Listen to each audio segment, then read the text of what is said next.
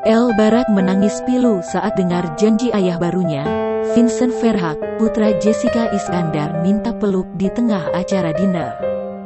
Sosok ayah memang dinanti-nanti kehadirannya oleh putra semata wayang Jessica Iskandar, Elle Barak. Seperti diketahui, semenjak lahir Elle Barak tidak dibersamai ayah kandungnya.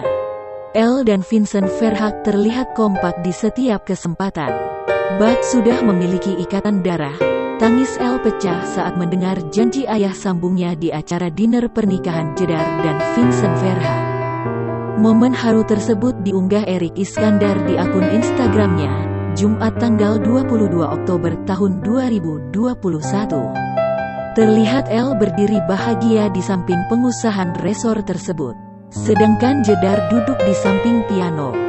Dalam momen ini, Vincent Verhaeghe mengucapkan janjinya sebagai seorang ayah.